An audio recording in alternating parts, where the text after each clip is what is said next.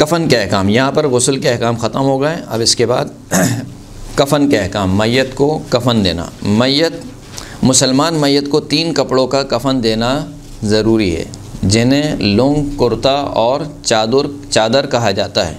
लुंग, कुर्ता और चादर, ये 3 कफ़न देना ज़रूरी है। एहतियात वाजिब की बिना पर ज़रूरी है कि लुंग ऐसी हो जो नाफ से घुटनों तक का बदन के अतराफ़ को ढाँप ले। लुंग की मिकदार कितनी होनी चाहिए? इंसान की नाफ से लेकर इंसान के घुटनों तक, इतनी लंबाई में पूरा उसका बदन जो है वो ढाँप ले। लुंग ऐसी हो कि जो नाफ से घुटनों तक बदन के अतराफ़ को ढाँप ले। और बेहतर ये है कि सीने से पाँव तक पहुँचे। लेकिन कफ़न की एक वो मिकदार है जो कि वाजिब है और एक वो मिकदार है जो कि मुस्तहब है।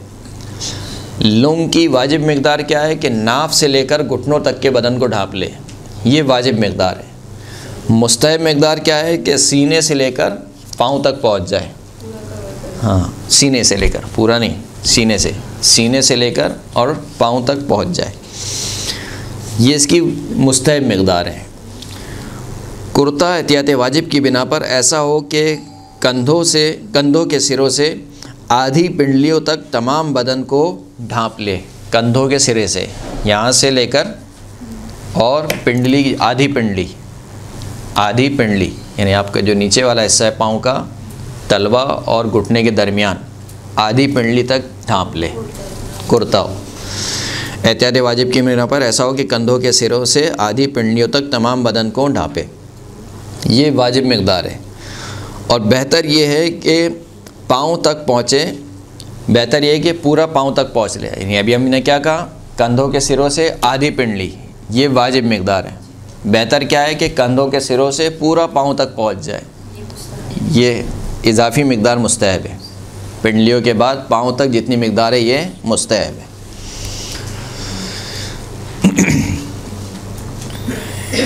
और चादर की लंबाई इतनी होनी चाहिए कि पूरे बदन को ढाँप ले।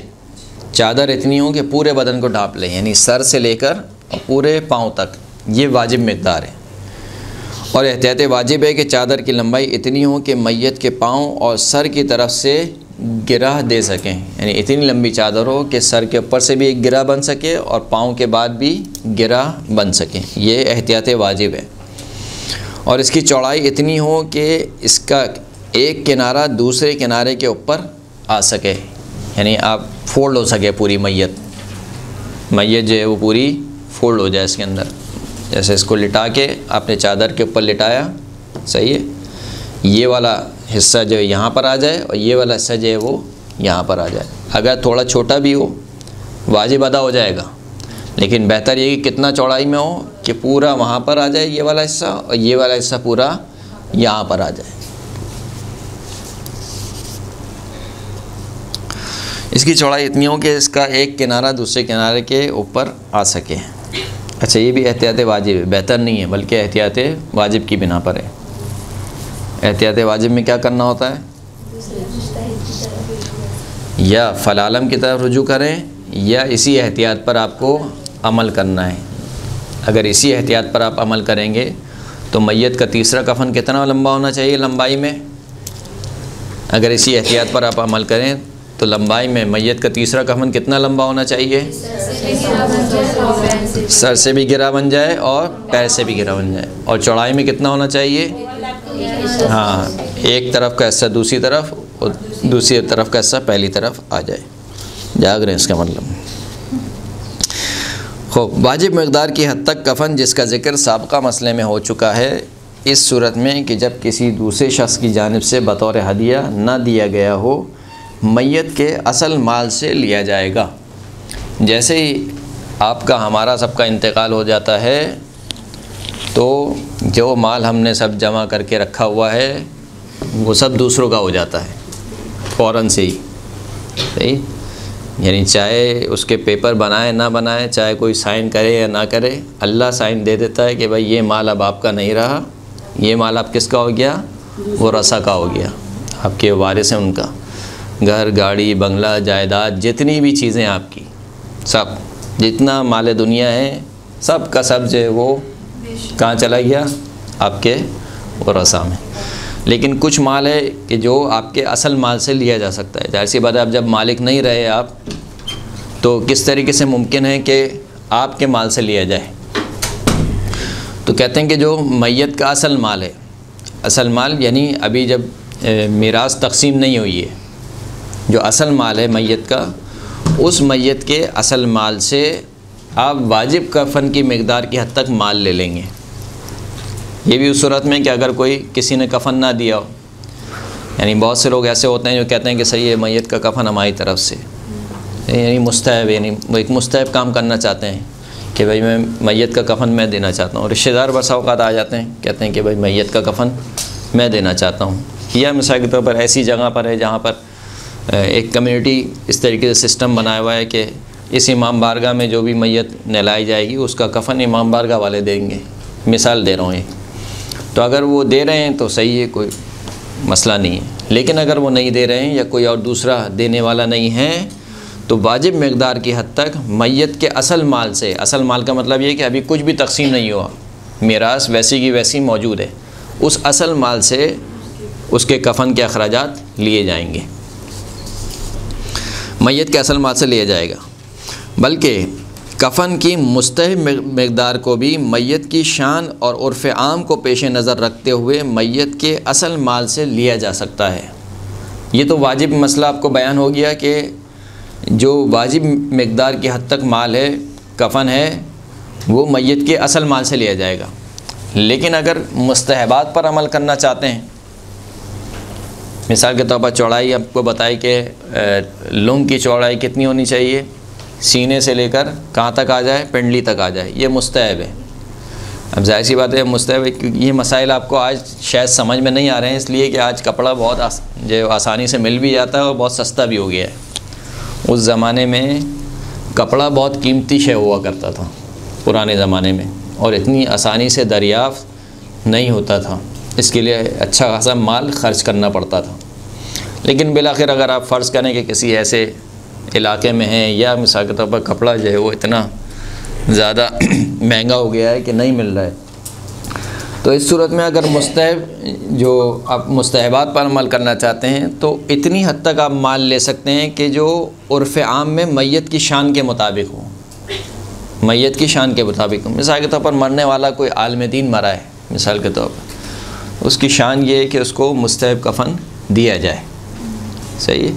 या कोई बुज़ुर्ग शख्सियत है, सन कोई ज़ाकिर मरा है, कोई मिसाल के तौर पर सोस खान मरा है, सही है। या मैयत का ख़ुद का अपना स्टेटस ऐसा है कि जो ये तकाज़ा करता है कि उसको मुस्तहब कफ़न भी दिया जाए। मिसाल के तौर पर कोई डिफेंस का रहने वाला है, जो उसकी जो लाइफ स्टाइल है, स्टेटस जो है वो ऐसा है कि उसको मुस्तहब कफ़न दिया जाए, यानी वो रिश्तेदार भी ना पड़े कि ना कहें कि ऐसी भी क्या काल पड़ रही थी कि जो है वो कफ़न ही काट दिया मुर्दे का।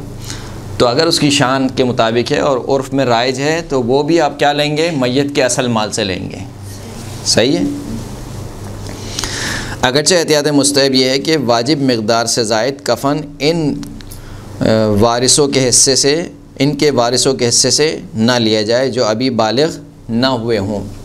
अगर मैयत के वरसा में एक वारिस ऐसा भी है जो अभी बालिग़ नहीं हुआ है, मैयत के वरसा में एक हिस्सा एक शख्स है जो अभी बालिग़ नहीं हुआ, मसलन छोटा बेटा है उसका 3 साल का, 4 साल का, बेटी है मिसाल के तौर पर 2 साल की, तो फिर कहते हैं कि अगर ये शख्स बालिग़ नहीं है तो फिर मुस्तहब मिक़दार की हद तक इसके हिस्से से ना लिया जाए, यानी जितना मिक़दार में विरासत में इसका हिस्सा बनता है, इसके हिस्से को छोड़ के बाकी वरसा के हिस्से से मुस्तहब मिक़दार का कफ़न की मिक़दार जो है वो ली जाए।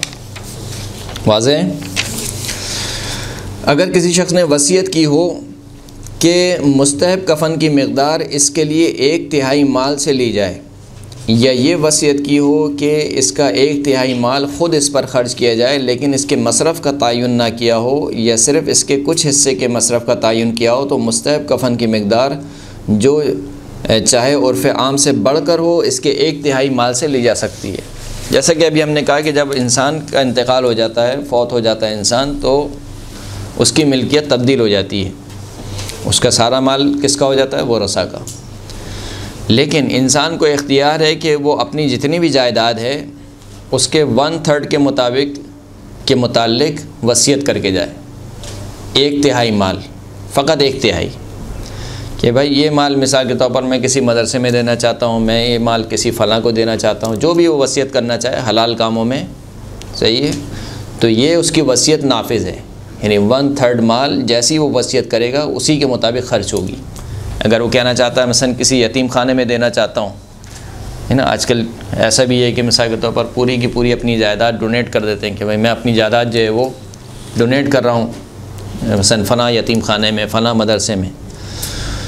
तो अगर ये वसीयत करके जा रहा है, डोनेट नहीं किए, अपनी ज़िंदगी में डोनेट नहीं किए, वसीयत करके जा रहा है कि मेरे बाद, मेरे मरने के बाद ये मेरी पूरी जायदाद मिसाल के तौर पर मदरसे के नाम पे हो जाए, तो ये वसीयत नाफिज़ नहीं है, फ़कत 1/3 की मिक़दार के मुताबिक दिया जाएगा, बाकी में इसके वरसा का हिस्सा है, सही है। अब इस मैयत ने, मरने वाले ने मरने से पहले वसीयत की कि जो मुस्तहब कफ़न की मिक़दार है वो माल मेरे 1/3 माल से ले लिया जाए, या इसने वसीयत की हो कि ये जो 1/3 माल है मेरा, जिसके मुतालिक मैं वसीयत कर सकता हूँ, ये मरने के बाद मुझ पर ही ख़र्च की जाए, यानी मेरी कब्र बना दी जाए, या मिसाल मेरी कब्र के ऊपर कोई इमारत बना दी जाए, जो भी है, लेकिन मसरफ़ का तयन ना किया उसने कि आप पर ख़र्च की जाए तो क्या किया जाए आपके लिए मिसाल के तौर पर। तो इन दोनों सूरतों में इसका जो 1/3 माल है उससे आप मुस्तहब कफ़न की मिक़दार ले सकते हैं। अपनी ज़िंदगी में भी तो कफ़न खरीद के रख सकते हैं। जी जी, वो करें तो बहुत ही बेहतर है। पैसे रख दिए भाई, ये बचा इतना अमाउंट है, ये हमारी मैयत के लिए है। जी सर एक सवाल जी जी पूछ लिया जी जी बोलें। मेरी खाला की डेथ में वो बेऔलाद थी, लेकिन उन्होंने किसी मतलब अपनी भांजी को उन्होंने बेटी बनाया। मरने से कुछ अर्से पहले उन्होंने कागजी जो कार्रवाई की उसमें जो जिनको बेटी बनाया था अपना घर और जो जायदाद थी उनके नाम कर दी, और उन्होंने उसके साथ ही एक पर्चा भी लिखवाया कि जिसमें उन्होंने कहा कि भाई अगर घर के 3 पोर्शन है तो नीचे वाला इनके लिए है और ऊपर वाला उनके लिए, और मतलब अपने दूसरे बहन भाइयों को, लेकिन वो जो पूरा बिल्डिंग है वो किसी एक खातून के नाम कर दी। सही। तो अब उनके मरने के बाद तो बड़े झगड़े पड़ गए, तो इसका क्या हुआ? देखिए, अगर उन्होंने अपनी ज़िंदगी में, ज़िंदगी से मुराद ये है कि बिल्कुल मरने से पहले नहीं, खुद अपनी ज़िंदगी में, हाँ, खुद अपनी ज़िंदगी में अगर अपना माल किसी, यानी ये मेरा जितना माल है मैं इसका मालिक हूँ, अभी मेरे पास जो भी गाड़ी बंगला बैलेंस है मैं अभी इसका मालिक हूँ, मैं जैसे चाहे इसमें तसल्लुत करूँ, जैसे चाहे इसमें ख़र्च करूँ। मैं मिसाल के तौर पर गाड़ी किसी को दे दूँ कि ये गाड़ी फ़लाँ की, मैं अपना घर मिसाल के तौर पर किसी को दे दूँ कि ये सही है, ये घर तुम्हारा हुआ। तो अगर अपनी ज़िंदगी में किसी को दे दिया है कोई मसले की बात नहीं है। अभी बात हो रही है वसीयत की, यानी वो ये कह रहे हैं कि मिसाल के तौर पर मरने के बाद ये इसका हो जाए, ये सही नहीं है। अगर ख़ुद अपनी ज़िंदगी में ही उस बच्ची को दे दिया है जो भी उनकी भांजी हैं, उसको मालिक बना दिया है, हाँ, कानूनी कार्रवाई भी कर दी और बाकायदा उसको मालिक बना दिया है, तो वो घर उसी बच्ची का हो गया। गोया ये समझा जाएगा कि उन्होंने अपनी ज़िंदगी में ही ये घर उसको दे दिया। बाकी जो लोग अब क्लेम कर रहे हैं कि उन्होंने ये कहा था या उनके हाथ, वो तो अब खैर वो कज़िया जो है वो खैर अलग हो जाएगा। ऐसे मामलात में ऐसा होता है, मसला यही होता है कि जो रिश्तेदार हैं, ये जो करीबी रिश्तेदार हैं, वो असल कज़िये के मुताबिक शक व शकूक डालते हैं कि भाई ये हुआ भी था या नहीं भी हुआ था, ये फ़कत ऐसे ही कह दिया था उन्होंने, तो जज्बात में कह दिया था, नहीं किया, फ़लाँ किया। अब ये असल कज़िया हुआ या नहीं हुआ अभी हमें इससे सरोकार नहीं है। हम ये कह रहे हैं कि अगर ये काम उन्होंने कर दिया है कि अपनी ज़िंदगी में अपना घर फ़लाँ बच्ची को दे दिया, मालिक बना दिया, तो ये काम वो कर सकती हैं और वाक़ई वो बच्ची मालिक हो जाएगी। ठीक है, अब उसकी मर्ज़ी है कि अब उसकी मर्ज़ी, वो जो चाहे करे। सही, शुक्रिया। अगर मरने वाले ने ये वसीयत ना की हो कि कफ़न इसके 1/3 माल से लिया जाए और मुतल्लिका अशख़ास चाहें कि इसके असल माल से लें, तो जो बयान मसला नंबर हो चुका है, पहले वाले मसले में गुजर चुका है, इससे ज़्यादा ना लें। मसलन वो मुस्तहब काम जो मामूलन अंजाम ना दिए जाते हों और जो मैयत की शान के मुताबिक भी ना हो, तो उनकी अदायगी के लिए हरगिज़ असल माल से ना लें। शान से बढ़कर मुस्तहबात जो है या उसके स्टेटस के मुताबिक या उर्फ़ आम में उन मुस्तहबात पर अमल नहीं किया जाता आम तौर पर। लेकिन मिसाल के तौर पर कोई चाहे कि नहीं मैं तो ये काम करके रहूँगा, मिसाल के तौर पर यमन से चादर मंगवाऊँगा, यमनी चादर का जो है वो इसको कफ़न दिया जाए, मुस्तहब है बहरहाल यमनी चादर का कफ़न। खैर आजकल तो मिलना ही मुश्किल है, फैसलाबाद में ही बन रही है यमन की चादर भी फैसलाबाद में बन रही है, उसके ऊपर स्टैम्प लग रहा है यमनी चादर का। खैर आजकल है नहीं, और मुस्तहब भी है, मदीने की सौगात में से जहाँ पर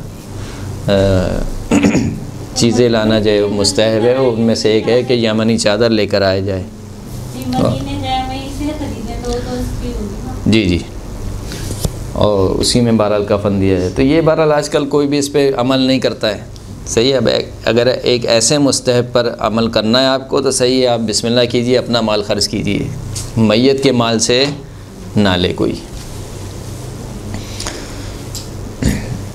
लेकिन जो वरसा बालिग हैं तो इनके हिस्से से, इनकी इजाज़त से लिया जा सकता है। अगर कोई कहे कि सही है वरसा अगर इजाज़त दे दें कि सही है, हम जैसे कि हमने बताया कि अभी मैयत जैसी मरी उसका माल नहीं रहा, उसके वरसा का माल हो गया। अगर वरसा इजाज़त दे दें कि सही है हमारे वालिद मिसाल के तौर पर आप जितना आलीशान कफ़न देना चाहें दें, हम राज़ी हैं, तो फिर दिया जा सकता है, कोई मसले की बात नहीं है। बीवी मरने के बाद भी नहीं छोड़ती है। बीवी के कफ़न की ज़िम्मेदारी शौहर पर है। बीवी के कफ़न की ज़िम्मेदारी शौहर पर है, ख्वाह बीवी अपना माल भी रखती हो, यानी बीवी का अपना माल ही क्यों ना हो, फिर भी शौहर पर वाजिब है कि उसके कफ़न का जो है वो बंदोबस्त करे। इसी तरह अगर बीवी कर जाए तो बहुत अच्छी बात है। इसी तरह अगर बीवी को इस तफसील के मुताबिक जो तलाक़ के अहकाम में आएगी तलाक़ रजई दी गई हो और वो इद्दत ख़त्म होने से पहले मर जाए तो शौहर के लिए ज़रूरी है कि इसे कफ़न दे। तलाक़ की कुछ किस्में, उनमें से एक किस्म है तलाक़ रजी। तलाक़ रजी वो तलाक़ होती है कि जिसमें इद्दत के दौरान मियाँ बीवी रुजू कर सकते हैं आपस में, यानी अगर एक तलाक़ वाक़ हो गई है, मिसाल के तौर पर 1 महीने बाद दोनों पशेमान हुए कि नहीं हमें ये काम नहीं करना चाहिए था और फ़लाँ उनकी मोहब्बत दोबारा जाग गई, तो बग़ैर निकाह किए हुए वो मियाँ बीवी दोबारा बन सकते हैं, सही। इसीलिए कहा जाता है कि जो तलाक़ रजी में जो इद्दत का पीरियड है इसमें भी वो बीवी ही तसव्वुर होती है उस शख्स की, अगरचे कि तलाक़ हो चुकी है, लेकिन जो इद्दत के दौरान है इसीलिए मर्द पर उस दौरान नफ़क़ा भी वाजिब है, यानी उसके ऊपर वाजिब है कि बीवी का नफ़क़ा दे। तो अगर इद्दत के दौरान, क्योंकि अभी भी एक तरीके से वो उसकी बीवी ही है, अगरचे कि तलाक़ दे दी है लेकिन तलाक़ रजी है, तो अगर खुदा न खास्ता इद्दत के दौरान वो इसी सदमे से मर गई तब भी क्या है, बीवी जो है वो शौहर जो है वो उसके कफ़न का बंदोबस्त करेगा, उसके ऊपर वाजिब है कि शौहर बीवी के कफ़न का बंदोबस्त करे। बीवी खुद कफील है जी तो शौहर पे उसका नाम वाजिब, जी बिल्कुल वाजिब है, तब भी वाजिब, जी बिल्कुल वाजिब, भले करोड़पति हो भले लखपति हो, वाजिब है। और शौहर के पास ना हो, हैं शौहर के पास मतलब इतना पैसा ना हो, शौहर अपनी हैसियत के मुताबिक उसको नफ़क़ा देना वाजिब है, जितनी उसकी हैसियत। जी जी, और ना देता हो शौहर तो ना देता हो तो गसब कर रहा है, हक़ अदा नहीं कर रहा है, मगर ये कि वो राज़ी हो जाए, क्या है कहने में ज़रूरत नहीं है, छोड़ दे, माफ़ कर दे, सही, तो कोई मसला नहीं है। मैयत को कफ़न देना इसके क़राबतदारों पर वाजिब नहीं, गो इसकी ज़िंदगी में अखराजात की किफ़ालत इन पर वाजिब रही हो। जो मैयत के रिश्तेदार हैं उस पर कफ़न का बंदोबस्त करना वाजिब नहीं है, चचा ताया इन लोगों पर वाजिब नहीं है, वली पर वाजिब है, लेकिन जो रिश्तेदार हैं अगरचे कि किसी एतबार से उनकी कफ़ालत इसके ऊपर वाजिब रही हो उनकी इसकी ज़िंदगी में, फिर भी उन लोगों पर वाजिब नहीं है कि इसके कफ़न का बंदोबस्त करें। अगर मैयत के पास कफ़न का इंतज़ाम करने के लिए कोई माल ना हो तो इसे बरहना दफन करना जायज़ नहीं है, बल्कि बिना एहतियात मुसलमानों पर वाजिब है कि इसे कफ़न पहनाएँ। अगर मैयत के पास माल नहीं है, मैयत के घर वालों के पास भी इतना माल नहीं है कि उसको कफ़न दें, तो तमाम मुसलमानों पर वाजिब है कि इस मुसलमान की मैयत के लिए कफ़न मुहैया करें, और जो वो ज़कात के माल से भी कफ़न इसको दिया जा सकता है। एहतियात मुस्तहब ये है कि कफ़न के तीनों कपड़ों में से हर कपड़ा इतना बारीक ना हो कि मैयत का बदन इसके नीचे से नज़र आए, लेकिन अगर इस तरह हो कि तीनों कपड़ों को मिलाकर मैयत का बदन इसके नीचे से नज़र ना आए तो काफ़ी है।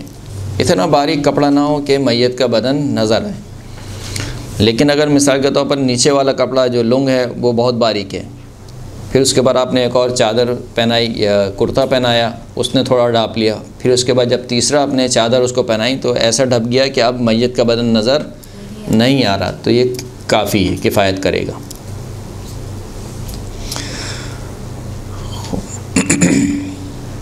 ग़स्ब की हुई चीज़ का कफ़न देना, ख्वाह किसी दूसरी चीज़ कोई दूसरी चीज़ मुयस्सर ना हो तब भी जायज़ नहीं है। ग़स्बी कफ़न नहीं दिया जा सकता मैयत को, चाहे कोई चीज़ दूसरी चीज़ मुयस्सर हो या मुयस्सर ना हो। यानी एक ही कफ़न है, मिसाल के तौर पर ये एक ही कफ़न है और ये भी किसी और का माल है, तो आप उसकी मालिक की इजाज़त के बगैर कफ़न नहीं दे सकते, मगर ये कि आपको यकीन हो कि हाँ का मालिक जो है वो राज़ी होगा तो फिर दे सकते हैं। और इसका मालिक राज़ी ना हो तो वो कफ़न इसके बदन से उतार लें। अगर दिया जा चुका, बस अगर मैयत का कफ़न ग़स्बी हो और इसका मालिक राज़ी ना हो तो वो कफ़न इसके बदन से उतार लेना चाहिए, ख्वाह इसको दफन भी किया जा चुका हो, दफन भी किया जा चुका हो, तब भी अगर मालिक राज़ी नहीं है तो उसके कफ़न को उतारा जाए वापस। लेकिन बाज़ सूरतों में कि इसके बदन को उतारना जायज़ नहीं है, जिसकी तफसील गुंजाइश इस मकाम पर नहीं। बाज़ ऐसी सूरतें हैं कि जिसमें अगर वो दफन की जा चुकी है तो फिर जो है वो अब उसको दोबारा खोद के कफ़न दोबारा निकालना ज़रूरी नहीं है। अच्छा, अब ये जो मसले आ रहे हैं ये क्योंकि प्रैक्टिकल नहीं है, इसके बाद वाले मसले कि मिसाल के तौर पर खालिस रेशमी कपड़े में कफ़न ना दिया जाए, इसी तरीके से जो है वो सोने के पानी से काम किए हुए कपड़े में कफ़न ना दिया जाए। यानी कोई इतना मिसाल के तौर पर कहे कि नहीं जाओ हशम मेरा ऐसा होना चाहिए कि कफ़न भी जो है वो सोने की तारों से बुना हुआ हो, ये जायज़ नहीं है। इसी तरीके से नजिस मुर्दार की खाल का कफ़न देना ये भी जो है वो इख्तियारी हालत में जायज़ नहीं है। ये मसाइल हम छोड़ रहे हैं। इसके बाद वाले मसाइल, अगर मैयत का कफ़न इसकी अपनी नजासत या किसी दूसरी नजासत से नजिस हो जाए, मैयत का कफ़न नजिस हो गया, गुस्ल आप दे चुके हैं, अब जब कफ़न पहनाने की बारी आई तो कफ़न नजिस हो गया, या ख़ुद इसकी नजासत से नजिस हो गया, खुदा न खासा फुजला निकल गया इसका, मिसाल के तौर पर खून निकल गया बदन से नजिस हो गया, या किसी दूसरी नजासत कोई इस पर लग गई, मसलन नजिस पानी की छींटें इसके ऊपर लग गई, तो अगर ऐसा करने से कफ़न ज़ाया ना होता हो तो जितना हिस्सा नजिस हुआ है इसे धोना या काटना ज़रूरी है। जितना हिस्सा नजिस हो गया है या तो आप उसको पाक करें, पाक नहीं कर सकते हैं तो उसको काट दें, लेकिन काटने में ये ख्याल रहे कि उसकी वाजिब मिक़दार से कम ना हो। ऐसा ना हो कि आपने मैयत का कफ़न काट दिया और फिर उसकी वाजिब मिक़दार से वो कफ़न छोटा हो गया। और अगर मैयत का कफ़न बदल सकते हैं तो बदल दें, यानी 3 ऑप्शन है, या पाक करें या काट दें, या अगर कफ़न बदल सकते हैं तो कफ़न को बदल दें। कुछ मैयत हो गई ब्लीडिंग रुकती ही नहीं तो फिर उसमें क्या करें, मतलब बार-बार मैयत के ऊपर कोई कपड़ा बांधने उस जगह पर ऐसी, हाँ कोई ऐसी बैंडेज कर दें कि वो कफ़न नजिस ना हो उसका, या कुछ ऐसी चीज़, ऐसा कोई केमिकल लगा दें कि वो उसकी ब्लीडिंग जो है वो रुक जाए। तो ये काम आपने करना है, ख्वाह मैयत को कब्र में ही क्यों ना उतारा जा चुका हो। अगरचे कि मैयत को कब्र में उतारा जा चुका है और आपने देखा कि मैयत का कफ़न नजिस हो गया है, तो आप ये नहीं कर सकते कि नहीं अब तो चलो हो गया बस अब कर दो, नहीं, मैयत को दोबारा बाहर निकालें, दोबारा या तो कफ़न को पाक करें या कफ़न को तब्दील करें या उस हिस्से को काटें। अगर इसका धोना या काटना मुमकिन ना हो लेकिन बदल लेना मुमकिन हो तो ज़रूरी है कि बदल दें। अगर कोई ऐसा शख्स मर जाए जिसने हज या उम्रे का एहराम बांध रखा हो तो इसे दूसरों की तरह कफ़न पहनाना ज़रूरी नहीं है, उसी एहराम में इसको दफना दिया जाएगा और इसका सर और चेहरा ढाक देने में कोई हरज नहीं है।